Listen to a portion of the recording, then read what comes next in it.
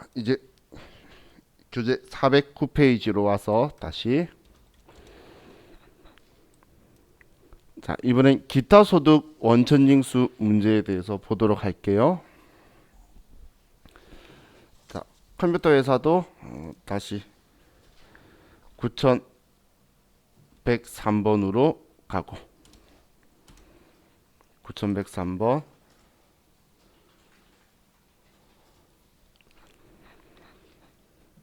자, 다음은 2020년 5월 31일에 회사가 지급한 기타 소득이다. 기타 소득자 등록 및 자료 입력을 하시오. 기타 소득 일반 과세 대상이래요. 자, 그럼 이 경우는 강연료고 최종피는 사례금이죠. 그리고 권영위는 원고료네요. 위 3위는 거주자이며 회사에 고용되어 있지 않다라고 되어 있고 소득의 기속월은 5월, 기타 소득 지급 연월일과 영수일자는 동일하대요. 자, 그럼 지금 우리 그 추정 필요경비에 인정해 주는 것들은 그거는 불로소득이 아닌 것들인 거고 사례금은 어떻게 보면 불로소득이죠. 이런 건 필요경비 없어요. 근데 과거에는 그래서 필요경비 없는 소득이라고 잡았는데 사례금이라는 항목을 만들어서 사례금도 이제 항목은 있어요. 일단 어떻게든 기타 소득자 사람부터 등록하고 기타 소득 자료 입력할 거예요. 그럼 기타 소득은 여기에서 있죠. 여기에 소득자 등록하고 소득자 자료 입력하고 그럼 기타 소득자 등록 가서 자, 이건 우리 과거에 필요경비가 80%에서 70% 바뀌고 70% 60% 바뀐 것들이 있죠. 원고료나 강연료 그거 이야기니까 지금 신경 쓸 필요 없죠. 이미 지금은 19년 1월부터라서 이미 다 지난 이야기예요. 그래서 그냥 창 닫으시면 되고 자, 그럼 첫 번째 이 경우가 1002번 이 경우 자, 거주 구분은 1번 거주 소득 구분은 F2번 눌러서 강연이라고 치시면 강연료 등이라고 나오죠. 이게 소득 구분이고 당연히 내국인이고 주민등록번호 문제에 적혀 있죠. 그리고 소득자 구분 실명에 F2번 누르시면 1번 내국인 주민등록번호 1111 0번 실명 그리고 1번 개인이다. 자, 그리고 소득자의 주소는 경희대로 1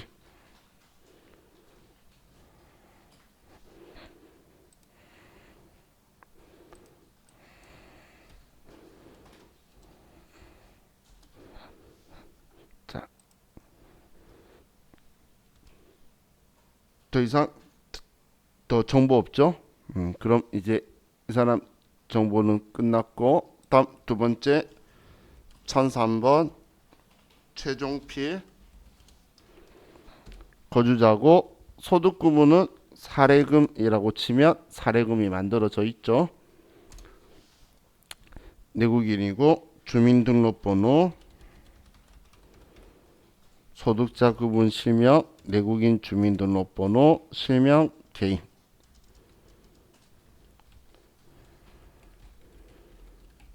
감정번호 332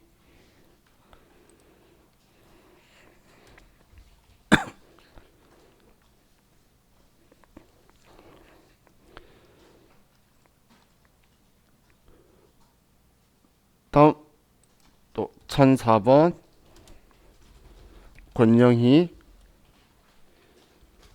소득은 원고료 등 내국인이고 주민등록번호 치고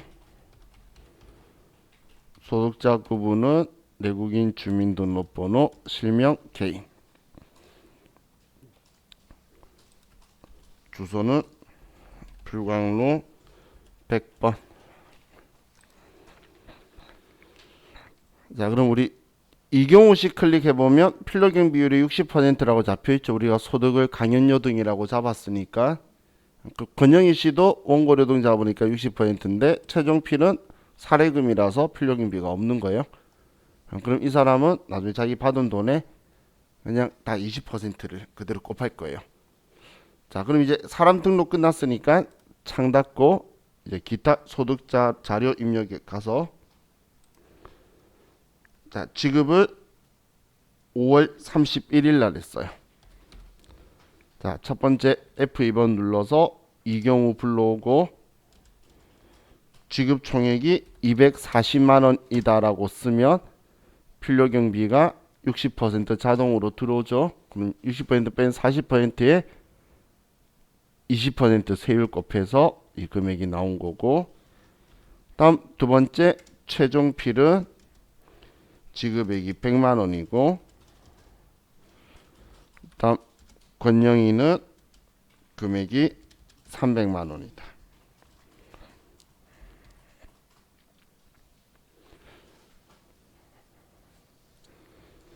그럼 여기에서 자 보세요.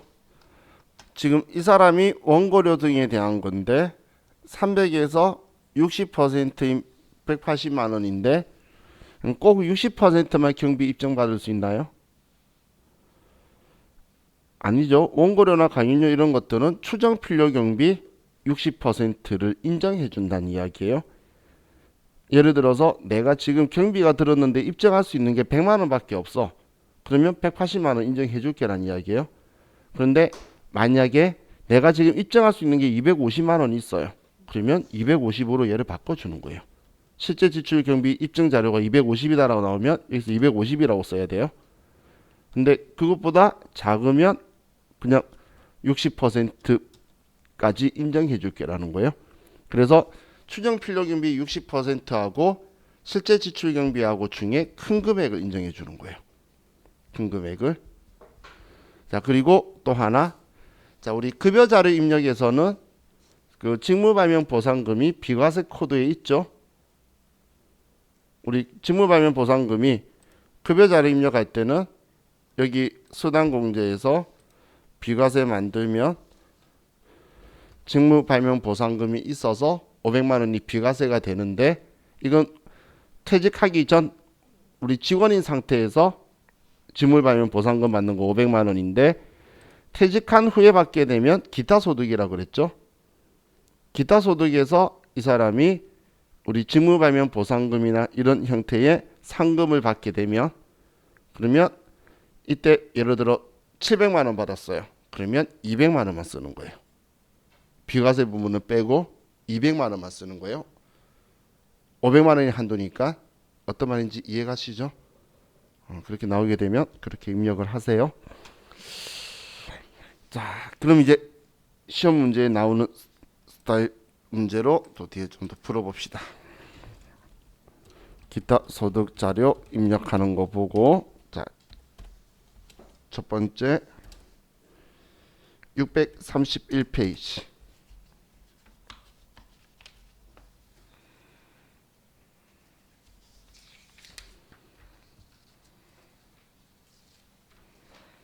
회사는 1179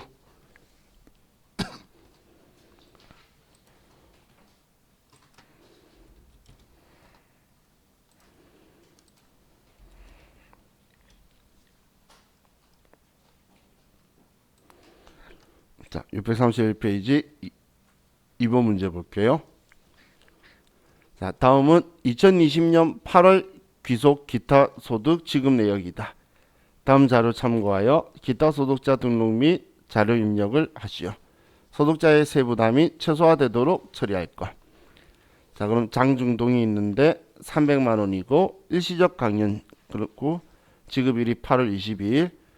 장중동은 국내에 거주하는 내국인이고 코드 1번 제시된 주민등록번호 정확한 곳으로 가정. 용역을 제공하는 과정에서 관련 필요 경비로 260만 원이 사용되었다. 자, 그럼 먼저 장중동 1번으로 해서 기타 소득자 등록부터 할게요. 자, 기타 소득자 등록 첫 번째 1번 장중동 자, 소득 구분은 강연료 등 내국인이고 주민등록번호 소득자 구분 내국인 주민등록번호 실명.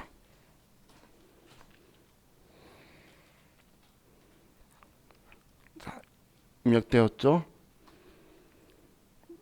자, 그럼 이제 창 닫고 기타 소득자 입력 가서 8월 22일 날 장중동인데, 자, 지급 총액이 300만 원이에요. 그럼 필요금비를 180만 원 인정한다네. 근데 문제 아래에 필요금비가 얼마 나왔다고 됐죠? 얘가 더 크잖아. 그럼 얘를 260으로 바꿔주는 거예요. 그럼 이 사람은 40만 원 번 거니까 당연히 우리 소득세는 실질 과세 원칙이에요. 실제 번 거에 세금 과세하는 거예요. 우리는 지금 버는 거는 40만 원이라는 거죠. 그래서 40만 원에 20%가 부과되는 거예요. 자, 이렇게 하면 자, 얘도 됐고, 다음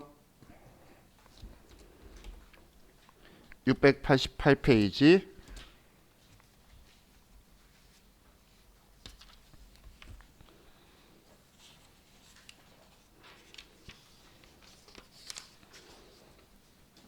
자, 1184 688페이지 1184.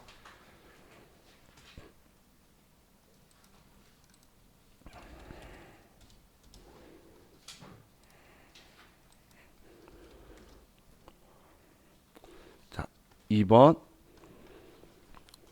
1월 25일 지급한 기타 소득 내역이다. 기타 소득자 등록하고 기타 소득 입력하시오. 단 필요경비율 대상 소득에 대해선 필요경비율을 적용하며 그 외 기타 소득 관련하여 발생한 경비는 없다. 또한 주민등록번호는 모두 올바른 것으로 하고 실명으로 처리한다. 자, 그럼 먼저 기타 소득자 등록부터 가서, 자, 102번 김나래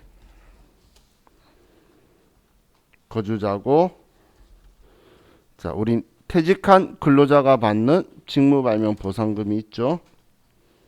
자, 그리고 내국인이고 주민등록번호, 자, 거주자 구문은 실명이고,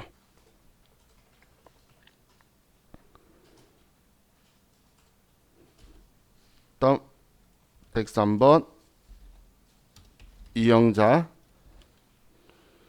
원고료 등이고 내국인 주민등록번호,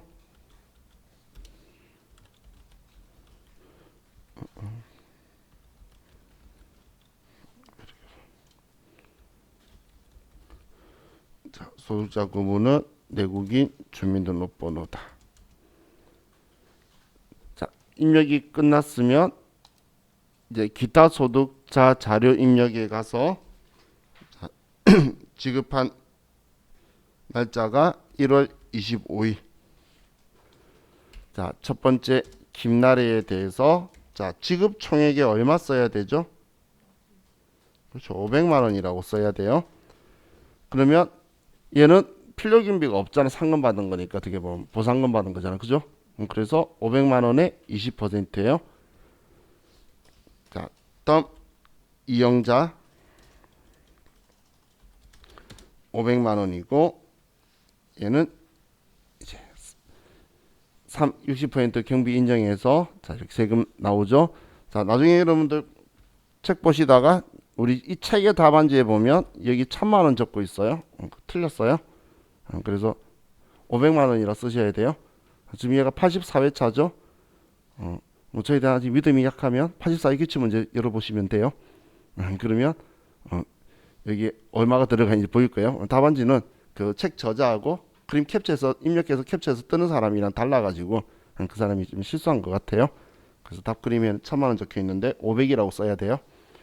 그럼 여기서 비과세 받을 수가 있는 데가 없잖아. 그죠? 자, 다음 715페이지로 갑시다.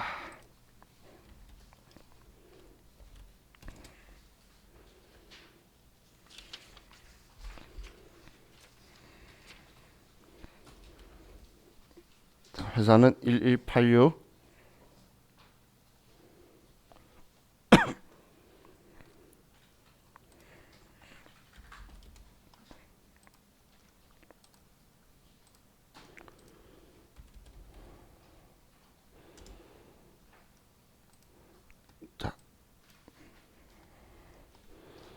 2번 당사는 6월 5일 세무사 최연준 씨를 초빙하여 담당 실무자를 대상으로 세법 강의를 실시하고 강연료 30만 원을 2020년 6월 5일 지급하였다.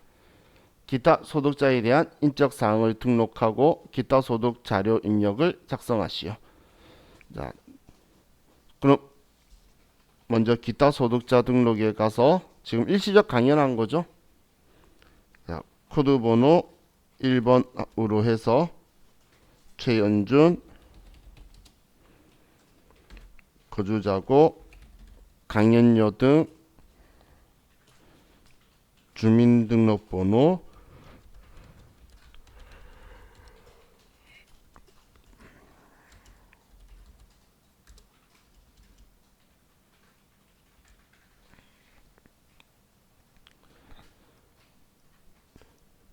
자, 그 입력이 끝났으면 기타 소득자 자료 입력 가서 6월 5일 날 최연준 금액 30만 원을 줬다. 이렇게 하고 창 닫으면 끝이에요. 얘도 할만하죠. 그럼 지금 2회차 같은 경우에 이렇게 사업 기타 소득자, 사업 소득자 이렇게 두 개가 있는 거고 이 앞에는 지금 급여 명세서하고 부양가족 명세하고 이렇게 시켜서 10점이에요. 그럼 시키는 개수가 많죠. 10점 주면서 뭔가를 많이 시키죠.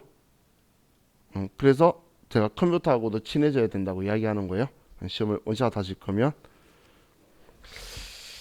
자, 이제 다시 이제 또 이제 기본 예제로 돌아가서 자, 돌아가기 전에 또 얘 한번 구경하고 갑시다. 방금 입력한 거에 원천징수 이행사항 신고서 가면 방금 우리 1월달 입력했죠. 방금 그 회사 그대로 있으시면 1월달로 가면 6월달이었어요? 6월? 6월달이었어요. 자, 그럼 6월달에 아래 개인 거주자의 기타 소득에 자, 우리 연금이나 종교인 아니죠? 종교인은 그 뭐냐 근로소득 안 돼 있는 종교인들 있죠. 근로소득 돼 있는 종교인들도 많이 있어요. 근데 안 돼 있는 사람들 그 사람들은 기타 소득이에요. 그리고 그 외에 1번 우리 종교인 과세 해야 되나요? 안 해야 되나요? 자, 나 종교단체 과세하라는 말이 아니라 종교인 사람이 사람 돈 받으면 소득 생기면 소득세 내야지. 지가 신이야? 사람이지, 그죠? 그래서 사람은 돈 벌면 세금 내야 돼요. 아니면 세금 내기 싫은 나라를 떠나든지. 그게 세금의 당연한 기본 원리예요. 신은 안 내도 돼요. 저 신은 있을 거라고 생각해. 누군지 모르지만. 그죠? 자, 다음 이제 412페이지로 갑시다. 412페이지.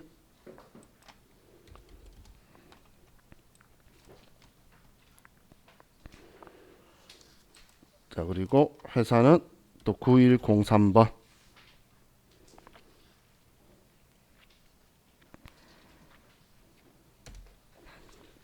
자, 문제 볼게요. 자, 사무직 사원 김도희가 퇴사하였다. 다음 자료 바탕으로 사원 등록 후 중도퇴사자 연말정산하고 퇴직소득 원천징수세액을 산출하시오. 김도희의 중도퇴사 연말정산 시 인적공제 이외에 특별공제는 없는 것으로 가정한다. 1월부터 5월의 급여자료는 다음과 같으며 5월에는 기본급여의 100%를 상여로 지급했다.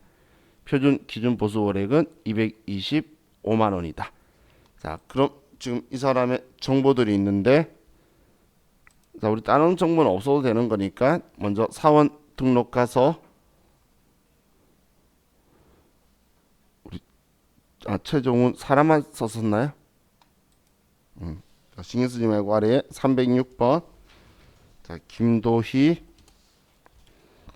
자, 주민등록번호 아래 표에 있네요. 750609-2675-711 입사는 2017년 10월 1일 그리고 사무직 직원이고 소득세는 납세지는 류목정길.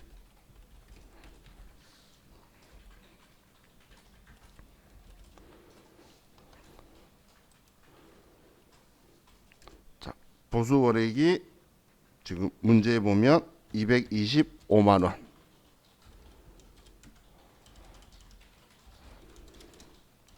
자, 아직은 퇴사 날짜는 쓰시지 마시고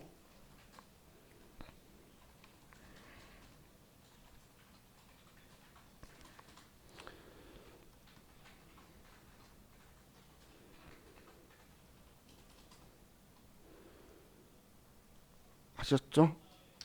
자, 그럼 창 닫고 급여 자료 입력에 가서 잠시만요. 순환공제에 뭐 지금 우리 다른 거 필요 없으니까 그냥 다 조금 맞다 생각하고 자 1월달 급여 지급은 말일 1월 31일 날 우리 김도희밖에 없죠.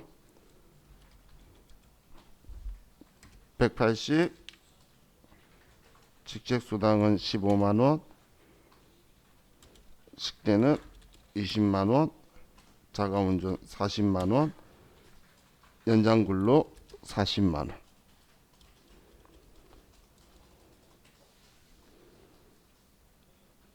하셨죠? 다음 이제 2월 달로 가서 2월 29일 예라고 하면 불러올 거니까 예. 그리고 100% 상여 줬대요. 180만 원. 응? 아, 연장근로 없었어요? 아, 내가 칸 잘못 봤구나. 얘 빼버리고.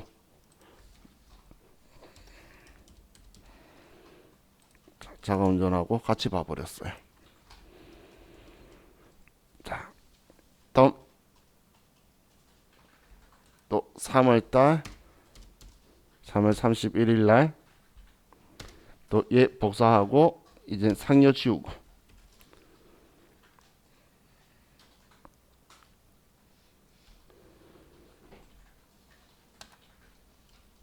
자, 다음 4월 30일 날 복사해 놓고.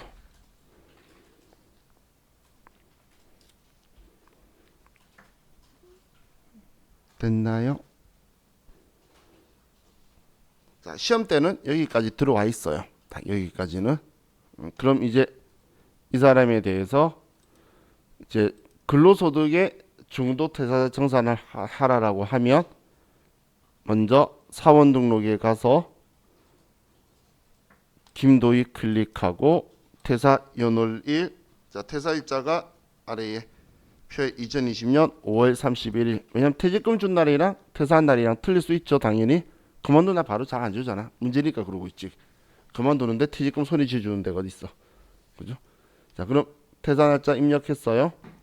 그럼 위에 퇴사 마크가 찍혀야 이제 급여자료 입력 가서 5월 31일을 하면 이제 김도희가 나오는데 자, 그냥 얘라고 해도 상관없으니까 우리 입력하는 거 귀찮잖아. 그죠?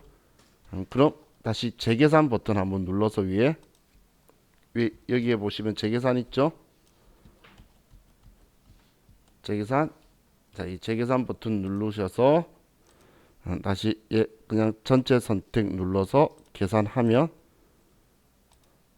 소득세가 사라지는 게 정상이에요. 원래 시험 때는 불러오겠냐 안 할 거예요. 이 사람 왜 소득세가 사라져야 되냐면 이 사람 소득세 이제 정산해야 될 거잖아요. 그죠? 그럼 지금 제가 엔터 치고 가만히 있었는데 소득세 칸 가면 계산하기 위해서 중도 퇴사 정산이 떠요. 근데 이게 안 뜨시는 분은 여기 소득세 칸에서 위에 중도 퇴사자 정산이라고 버튼 있죠. 이거 클릭하시면 방금 이 창이 뜰 거예요. 자, 이 창 우리 언제 봤죠? 이 앞 시간에 봤잖아. 연말정산. 그거예요. 그럼 지금 이 사람은 이거예요. 지금까지 월급 받는 게 이 금액 받았는데 아무 자료 안 줘도 이 사람 소득 공제하고 지금까지 받은 월급 가지고 세금을 계산해 보니까 결정세액이 0원이 있더라는 거예요. 0원이라서 지금까지 납부했던 27만 3,530원인데 결정세액이 0원이라서 전부 다 돌려줄게 이렇게 나온 거예요. 이해가시죠? 전부 다 돌려주겠다고. 그러면 급여 반영 누르면 자, 이 사람 전부 다 돌려주는 걸로 돼요. 그럼 이 사람은 우리 회사에 소득세 떼인 게 하나도 없는 거예요. 이해가시죠? 그럼 지금 한 거는 퇴직금 아니죠. 근로소득 정리한 거죠. 월급 근로소득에 원천징수 당했던 거. 그렇기 때문에 자 이것만 가지고 원천징수 이행상신고서 한번 구경할게요. 자 원천징수 이행상신고서에 5월 달 거니까 5월부터 5월로 가면 지금 중도태자 정산한 거는 이렇게 나온다는 거예요. 이번 달 월급은 소득세 징수 안 했고 그리고 이 사람 중도태자까지 이번 올해에 지금까지 지급했던 월급에 소득세를 이렇게 정리해서 돌려줬다 이렇게 나올 거라는 거예요. 이해가시죠? 자, 그럼 이제 얘는 지금 근로소득이니까 근로소득의 중도태자 정산이고 이제 다음 문제를 보면 자 이제 이 사람이 퇴직금을 지금 이제 줬는데 5월 31일 날 퇴직금 일시금이 760만 원이고 별도의 지급 규정에 따른 퇴직 위로금이 40만 원 있죠. 자, 퇴직금의 비과세는 거의 없다고 보시면 돼요. 퇴직소득 과세 대상이 아닌 건 있을지언정 퇴직금의 비과세는 없어요. 일반적으로. 그럼 이게 다 과세하는 거죠. 근데 이 퇴직 위로금 있죠. 전별금 이렇게 표현하는 거. 그게 회사가 주면 당연히 세금 떼는 거예요. 그런데 직원이 각출하는 것들이 있어요. 직원들끼리 이 사람 그만둬야 되는 거. 어떤 경우죠? 자, 우리 지금 7명이 일하고 있는데 회사가 어려워. 한 명이 그만둬야겠어요. 누가 나갈까? 하다 제가 나가겠다 한 거예요. 그리고 여러분들이 위로금으로 자기 월급에서 얼마씩 모아가지고 저한테 주는 거예요. 그걸 세금 부과하는 건 말이 안 되겠죠? 그래서 직원들이 각출한 전별금 이런 건 과세 대상이 아니에요. 근데 지금 얘는 그런 거 아니죠. 그래서 이 사람 과세 대상 퇴직금은 800만 원이겠죠. 760하고 40하고 합쳐서 800인 거예요. 회사가 주는 건 다 과세하는 거예요. 자, 그럼 이제 이 사람 퇴직시켜야 되는 퇴직금 원천징수 할 거면 자, 퇴직금 계산하는 거 아니에요. 퇴직금 계산은 이 사람 옛날부터 일했던 것 계산을 산출해서 오는 거 회사에서 써먹는 거고 자, 우린 퇴직소득 자료 입력이라고 있죠. 사람은 등록돼 있잖아. 그만둔 날 입력했잖아. 그래서 퇴직소득 자료 입력으로 가서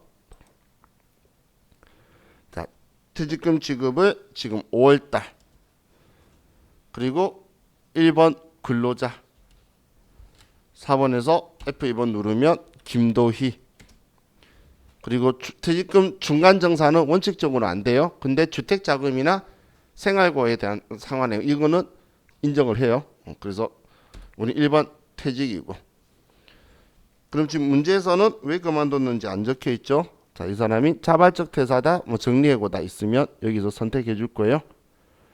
그리고 자 우리 여기에 퇴직금 퇴사 그만둔다라고 퇴직금 지급한 날이 문제에서 다르게 나와 있으면 여기서 수정해 주셔야 돼요. 퇴직금 여기 왼쪽에 퇴사일 지급일 적혀 있죠. 퇴사일 지급일. 그럼 이제 아래에 과세퇴직급여라고 적혀 있는 곳에 800만 원이라고 쓰는 거예요.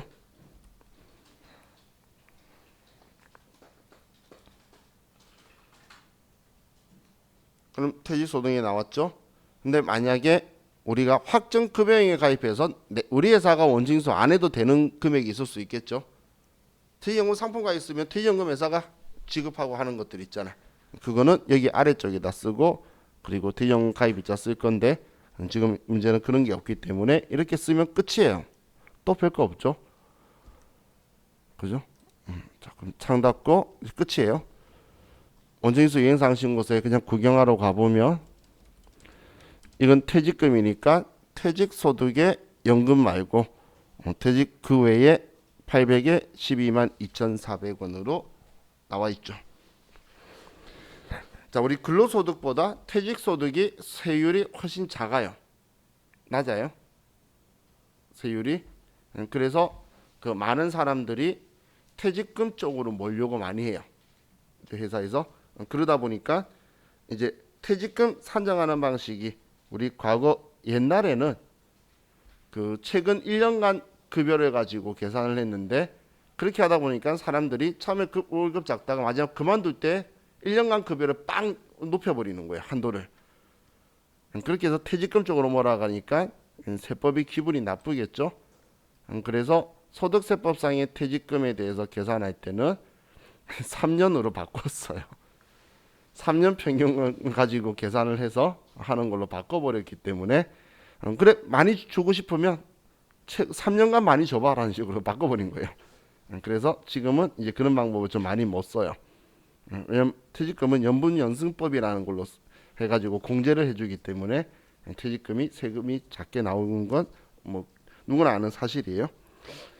자, 그럼 이제 퇴직소득에 대해서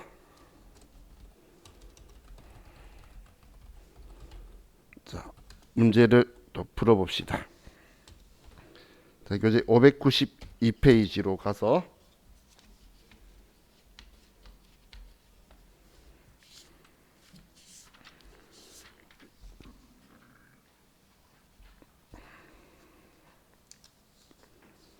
회사는 1176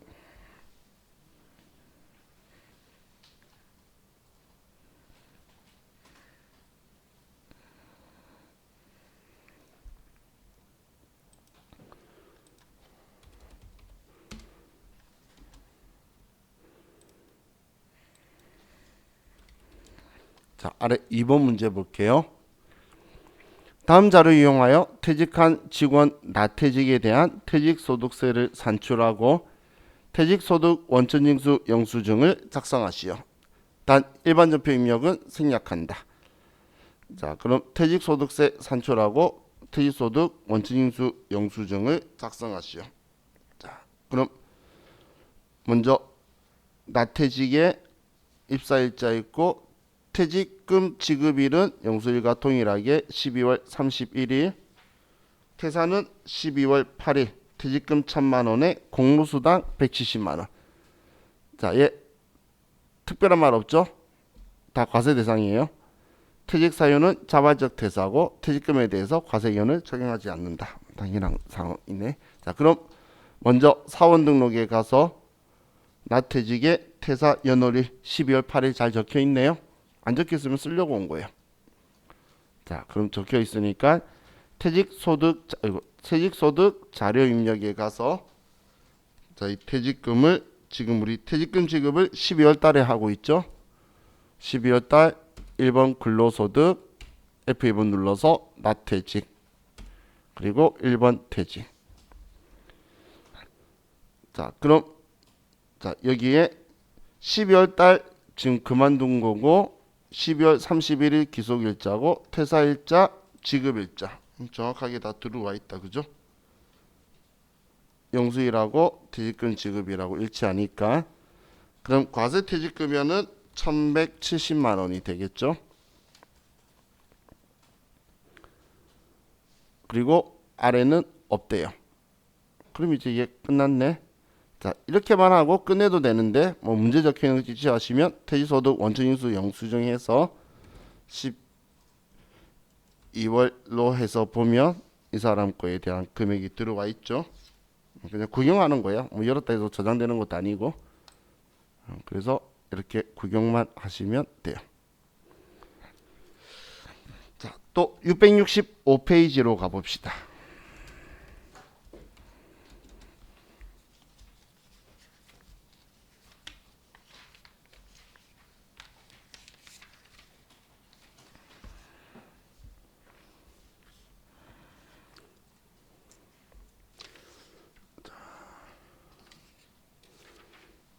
회사는 1182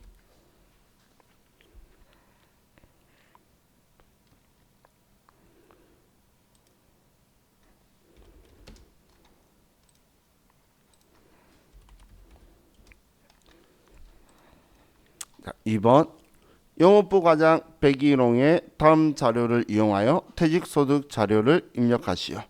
자, 1번 백일홍 본인 명의의 주택을 구입하면서 부족한 자금 마련 위하여 퇴직금 중간정산을 신청하였다. 이건 우리 중간정산 사유가 되죠.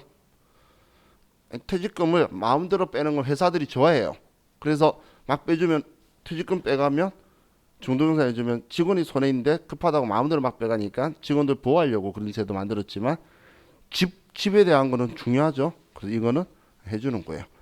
그럼 중간정산일이 5월 31일이고 중간정산일 현재 퇴직금은 5천만 원이다.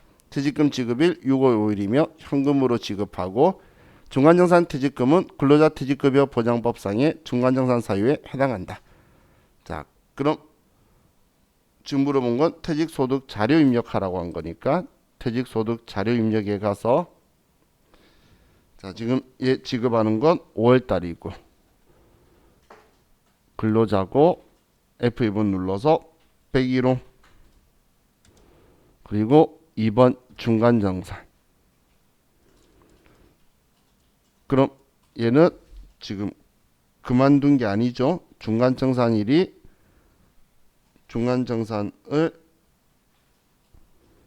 지금 5월 31일이죠. 자, 그럼 2020년 5월 31일, 5월 31일. 잠깐만, 입사일자를 잘못 썼구나. 자, 그만둔 거 아니니까. 자, 그리고 과세퇴직급여에 5천만 원이고. 자, 죄송해요. 자, 지금 내가 문제를 4번 하고 안 봤구나. 죄송해요. 중간정산일자가 2020년 5월 31일이고 지급일은 2020년 6월 5일이네. 제가 이거 맞아 정확하게 캐치를 못했네요. 자, 그리고 금액이 5천만 원이다.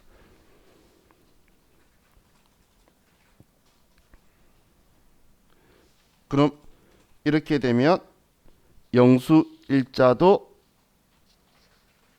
지금 지급을 6월 달에 했으니까 제가 처음부터 틀렸네요. 문제를 제가 잘 안 봤네. 죄송해요. 지급을 6월 달로 잡아야 되죠. 제가 자세히 안 봤네요. 문제를. 자, 그래서 101호 6월 달로 가야 되겠죠.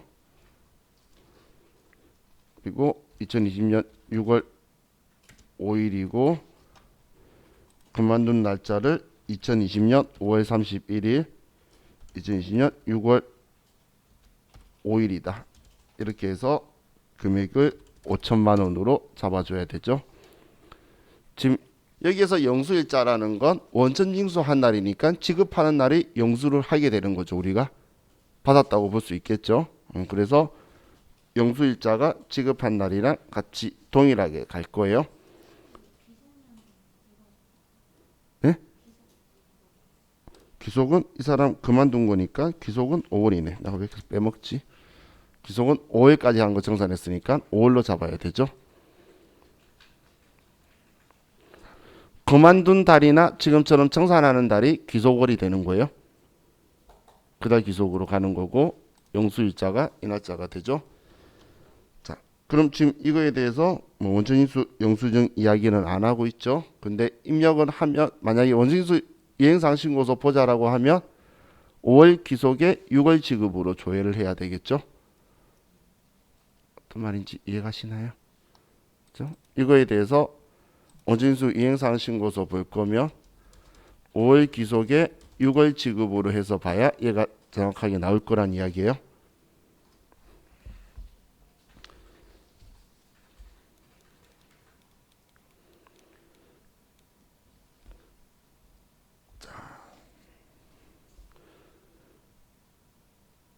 다음 이제 이걸 조금 더 많이 포함시키고 있는 문제 형태가 자, 이제 630페이지로 갈게요.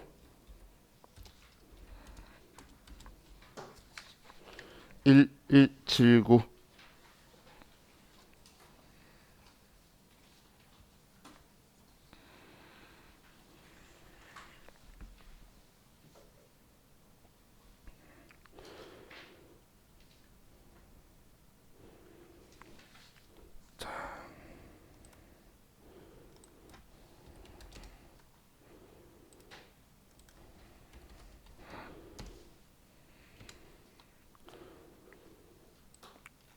자, 문제 볼게요. 자, 1번 다음은 관리부장으로 근무하다 2020년 1월 31일 퇴직한 거주자 이동하에 대한 내용이다. 1월분 급여대장에 중도퇴사자의 연말정산 내역을 포함하여 작성하고 퇴직소득 원천징수 영수증과 1월분 원천징수 이행사항 신고서를 작성하시오. 단 급여 작성 대장 작성 시 사원 등록사항, 순환공제 사항을 등록한다. 자, 부양가족 지금 배우자 문제가 있으니까 자, 다른 가족 없어서 등록할 거고 그럼 사원 등록에서 자, 1번 급여 명세에서 뭐 가족 수당, 야간 근로 수당, 월차 수당 다 과세인데 식대는 별도의 식사 제공 없음 비과세고 자가운전 보조금은 본인 차량 업무에 사용하고 별도 여비를 지급하지 아니함. 그러면 얘도 비과세고 아래 4대 보험은 그냥 나와 있는 대로 쓰면 되고 자 다음 오른쪽 페이지에 보면 전 임직원 중 명예퇴직 신청자에게 퇴직 위로금 지급하기로 노사가 합의하였으며 이동화의 퇴직으로 퇴직급여 지급 규정에 의하여 1월 31일 퇴직급여 6천만 원하고 위로금 400만 원에서 1억 원을 현금 3천만 원과 개인형 퇴직연금 계좌로 7천만 원을 지급하였다. 아예 필 날렸나 보네요. 그에 대한 계좌번호하고 정보가 있죠. 그럼 이 7천만 원에 대해서는 지금 개인형 퇴직연금 계좌로 보냈으니까 이건 지금 우리가 원천징수할 필요가 없죠. 이건 연금소득으로 받든 뭐든 이건 이 사람이 딴 거고 우리는 3천만 원만 원천징수할 거예요. 이건 연금회사가 알아서 하겠죠. 7천만 원은.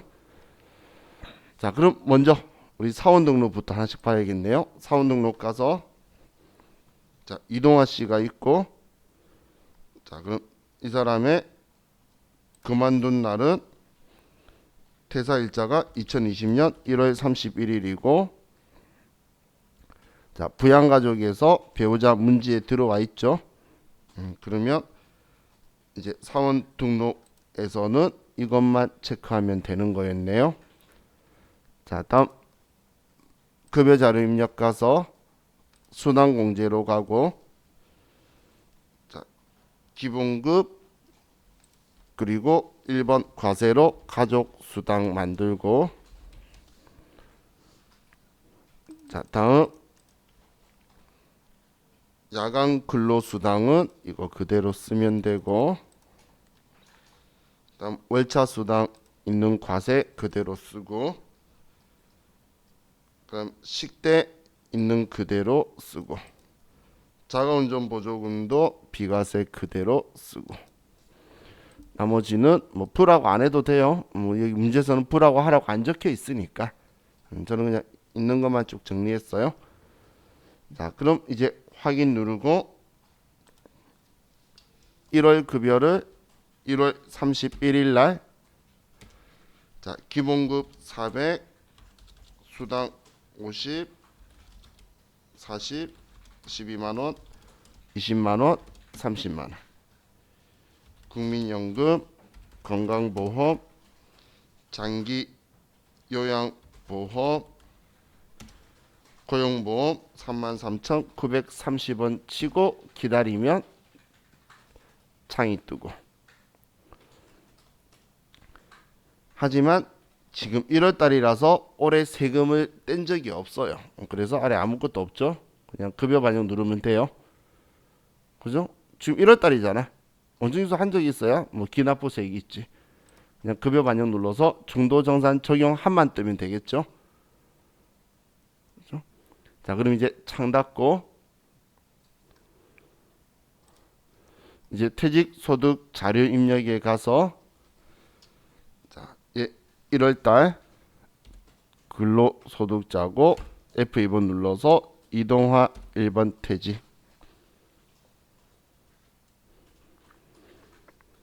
자, 그럼 자, 이번에는 이 사람은 명예퇴직이죠. 그럼 퇴직에 대해서 이 사람의 뭐 종류라든지 이런 것들 적혀 있나요?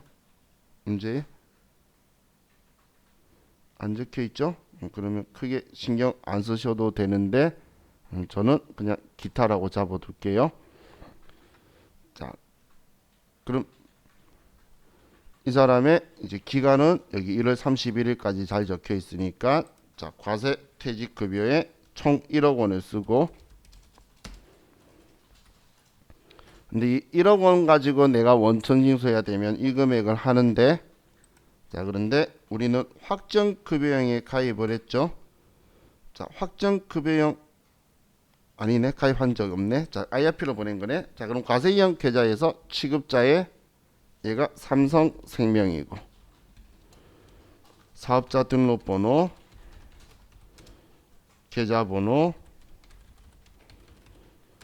여기에 2020년 1월 31일 날 7천만 원을 보내니까 우리는 3천만 원에 대해서만 세금이 쭉 다시 소득세가 내려가 버리죠.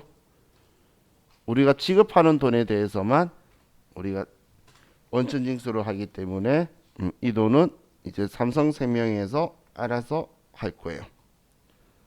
자, 그럼 이제 작성 끝났으니까 창 닫고 원천징수 이행사항 신고서에 가서 자, 1월 귀속을 1월 달에 지급했다. 이렇게 하면 근로소득에 대해서 지금 뭐 세액 없었으니까 이제 돌려줄 거 없었고, 퇴직소득에 대해서 총 1억이지만 우리는 그 3천만 원에 대해서 원천징수한 게 된 거죠. 지금 제가 3천만 원에 대해 원천징수했다는 말 이해하시죠? 7천만 원은 연금회사에서 나중에 연금 타먹을 때 그걸로 해서 세금을 계산할 거예요. 자, 얘가 이제 이 문제는 이렇게까지 하면 되는 거고, 지금 얘 계속 여러 개 많이 시키는 게, 지금 이 문제는 꼭 저장하고 닫으셔야 돼요. 그래야지 얘 남아 있겠죠. 얘가 8점이나 주잖아. TAT 이걸 보면 이런 식으로 시키고 8점이나 9점 주거든. 근데 이 퇴직소득 아니지만 그런 스타일을 좀 따라 하려고 하는 성향인 거예요. 자, 다음 이제 735페이지로 갑시다. 735.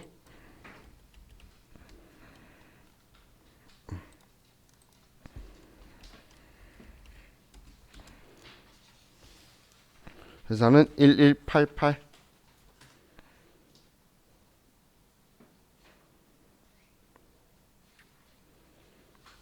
자, 이번에는 그냥 중도 퇴사자 정산만 있는 거네요. 퇴직소득 자료가 아니고.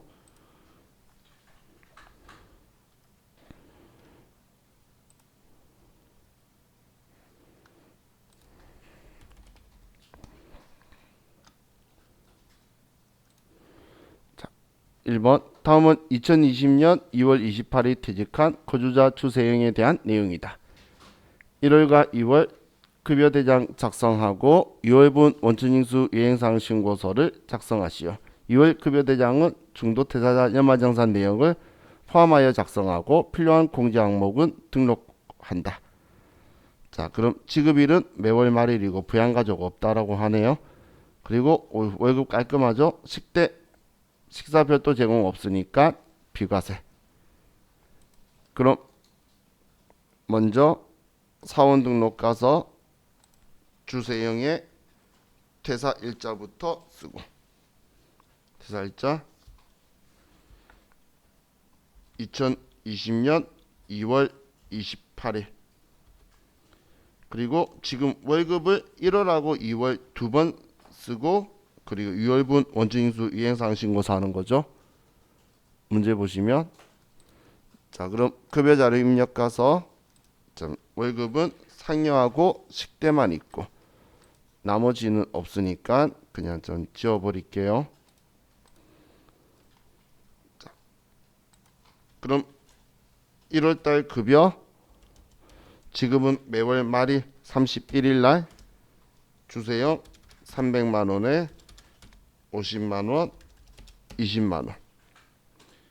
국민연금, 건강보험, 장기 요양보험,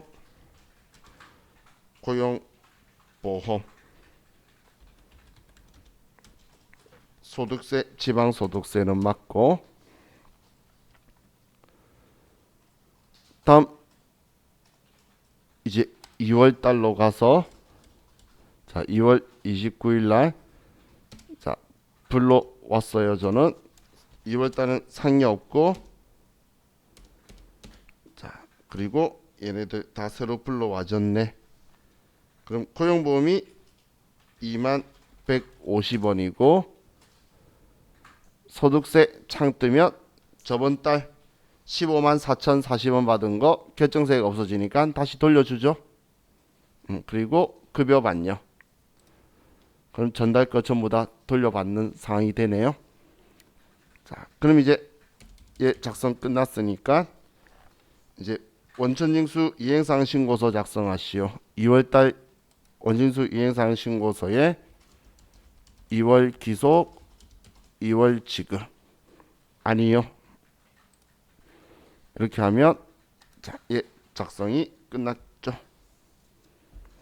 자, 이렇게 하면 퇴직소득 원천징수에 대해서 자와 같이 봤어요. 자, 다음 이제 416페이지로 갑시다. 416페이지.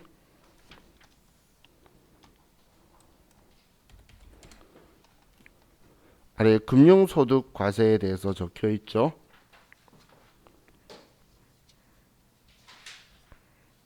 자, 회사는 또다시 9103번으로 가시고, 자, 금융소득은 이자소득하고 배당소득에 대한 거죠. 그럼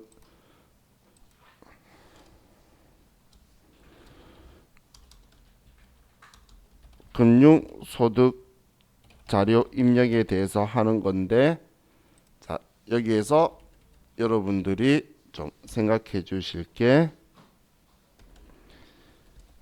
자, 이자 소득은 개인이든 법인이든 모두 다 원천 징수를 해요. 이자 소득은. 그런데 배당 소득은 개인은 원천 징수를 하는데 법인한테 지급할 때는 원천 징수를 하는 게 아니에요. 법인에 대해서는 원천 징수를 하지 않을 거라는 거예요. 개인은 하지만 법인은 원천 징수 하지 않는다는 거.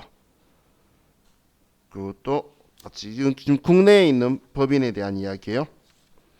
자, 이거 거꾸로도 생각을 하세요. 나중에 우리 일반 전표 문제들 여러분 아직 다 안 풀어보셨죠? 풀어볼 때 우리가 그 이자 받는 거하고 배당 받는 거하고 배당금 받는 거 할 때 이자 받는 거는 원천 징수를 당할 거예요. 25%든 아니면 14%든 받을 건데 배당 받는 거는 원천 징수가 없을 거예요. 내가 받는 입장에서도 내가 법인이니까.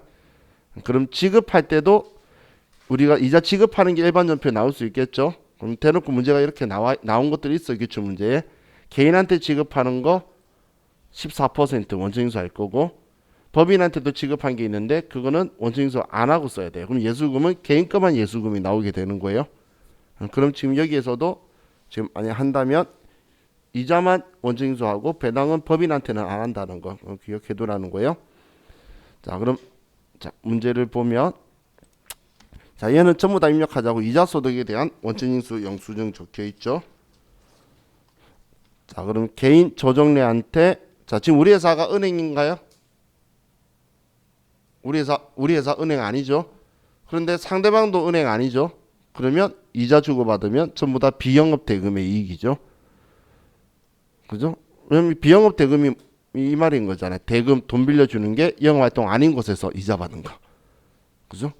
그럼 개인한테 한 거하고 그리고 법인 성운한테 한 거하고 두 군데가 있네요.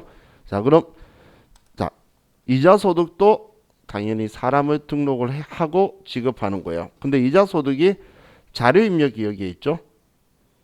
그럼 이자 소득 사람 금융 소득에 대한 이자 소득하고 그리고 우리 배당 소득하고 두 개 다 등록은 기타 소득자 등록에서 등록하는 거예요. 이자든 배당이든 사람 등록은 여기 위에 지금 이 칸에 같이 들어가 있는 게 그냥 느끼시고 사람 등록은 기타 소득자 등록에서 한다고 보시면 돼요. 자, 그럼 기타 소득자 등록에 가서 그래서 아래에 105번, 1005번 조정래 자, 구분 1번 거주자 소득 구분은 자, 비영업 대금의 이익 1번 내국인이고 주민등록번호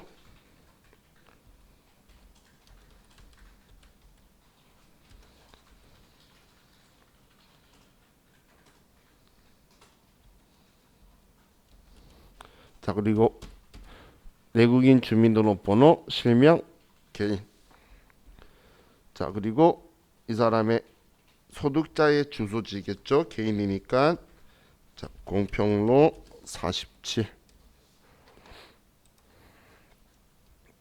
자, 이렇게 하면 조정내 등록했고, 자, 그럼 1006번 주식회사 성훈. 자, 얘도 거주자죠. 자, 소득구분은 F2번 눌러서 비영업대금의 이익이고, 자, 1번 내국인이고, 자, 그리고 소득자 구분 실명은 F2번 눌러서 보시면 우리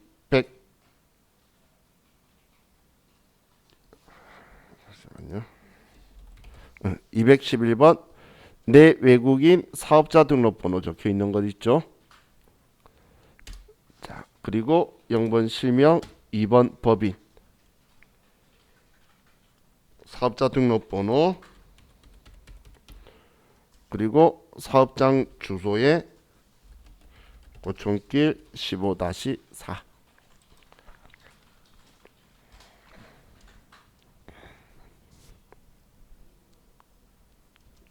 자, 그럼 이제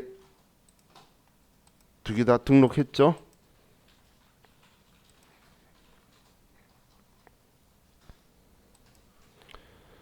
그럼 이제 창 닫고, 자, 이번에 이자 배당 소득 자료 입력에 가서, 자, 지급을 둘 다 5월 31일 날 했네요.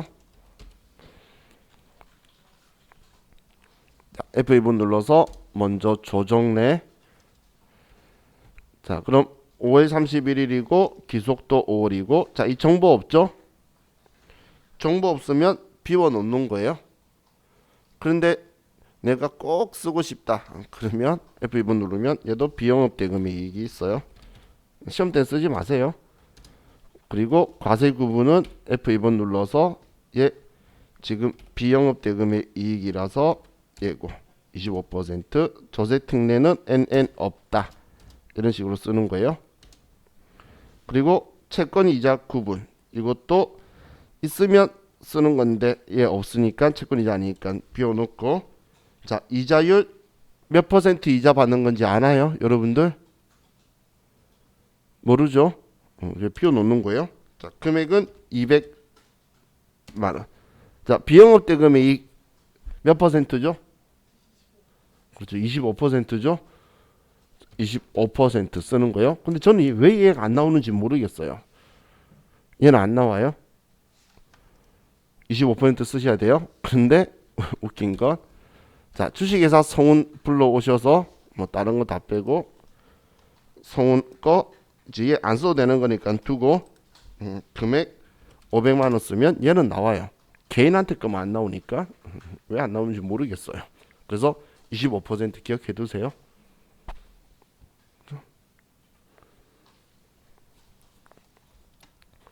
자, 하셨죠? 그러면 이제 창 닫고, 자, 원천징수 이행사항 신고서에 가서 지금 5월달 거,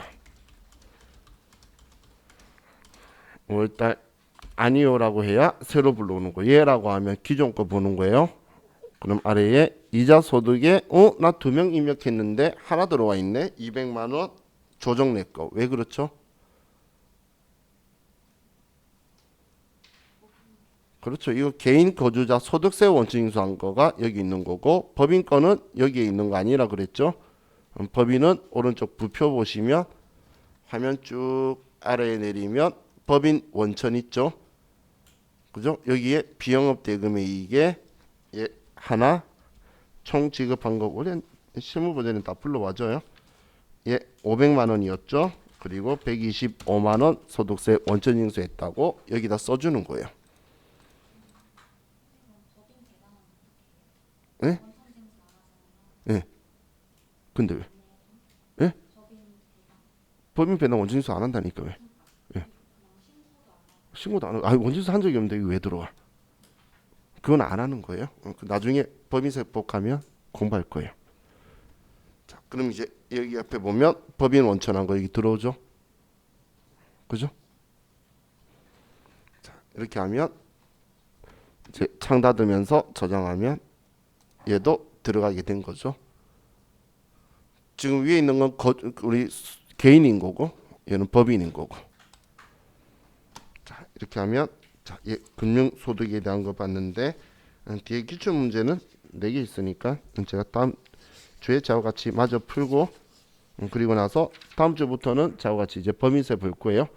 그래서 여러분들 기출 문제 푸실 때에 이제 소득세 문제도 지금 우리 금융소득도 사실 보면은 별로 어려운 게 없어서 똑같이 여러분 잘 입력하실 건데 어떻게든 소득세 것까지도 좀 여러분들이 보실 수 있으면 다 보셔야 돼요. 아시겠죠? 자, 여러분들이 이걸 다 하시란 이야기예요. 지금 제가 이야기하는 거는 잔소리 같아 보이지만 미래에 여러분들이 또 공부하신다고 다니면 결국 저를 또 만날 수도 있어요. 왜냐면 세무 1급 수업하는 재직자나 주말반이 우리나라에 몇 군데 없어요. 특히 서울에도. 왜냐면 타 지역 여러분들 지점 보면 안 열려요, 반이. 그래서 강남점이 열리는데 바로 앞에 있는 건너편 하이미디어나 도전이나 이젠이나 여기인데 우리 학원이 제일 많이 열려요. 그래서 작년에 세무 1급 수업 제일 많이 한 사람이 저예요, 우리나라에서. 그래서 결국은 돌고 돌면 만나니까 우리 자주 안 만나게 한 방에 끝내려면 자, 지금 우리 이제 뒤에 있는 기출 문제에 회계부가소득이라고 말하는 게 회사가 1174번이에요. 예, 법인세 문제는 회사 코드를 바꾸도록 되어 있어요. 뒤에 가면. 그럼 법인세 회사 하기 전 것까지 얘가 우리 시험에 40점이에요. 40점이기 때문에 여러분이 여기서 점수가 안 나오면 절대 합격 못해요. 법인세는 이제 내일부터 제가 계속 보죠. 뒤에 문제 풀다 보면 여러분이 에라 몰라고 다 입력하면 30점 중에 20점 나와요. 거의. 최악의 상황이 15점 나와요. 최악의 상황이 15점이고 보이는 거 그냥 어디에 입력하는지만 알아가지고 다 써도 15점 이상 나온다는 이야기예요. 여러분들은 점수를 앞쪽에서 못 받으면 우리 합격하고 힘드니까 여기까지 좀 봐주세요. 근데 제가 지금 이렇게 이야기를 하는데 그럼 법인세 별로 쉬운 거 아니냐? 어려워요. 어려운데 어려워만 하는 거지 막상 시험은 20점이 나온다는 게 특이한 거예요. 어려워요. 맑게 알아들으려니까 어려운 거예요. 그런데 시험 문제를 막상 맞닥뜨렸을 때 에라 몰라 하고 다 입력해도 점수가 많이 나온다는 게 특이점이에요. 특히 K랩 가지고 갈 때는 소득 조정하는 게 쉬워요. 컴퓨터가 많이 도와줘요. 그래서 저 들은 적만 있으면 풀 수 있으니까 자, 정말 여기까지 좀 봐주세요. 제가 그래도 뒤에가 쉬운 건 아니라 그랬죠. 공부 많이 할 거예요. 그리고 재밌어요. 그리고 만약에 피치 못해서 내가 빠졌죠. 그래도 걱정 안 하셔도 돼요. 왜 빠져도 걱정 안 하셔도 되냐면 다음 서식하고 연결이 안 돼요.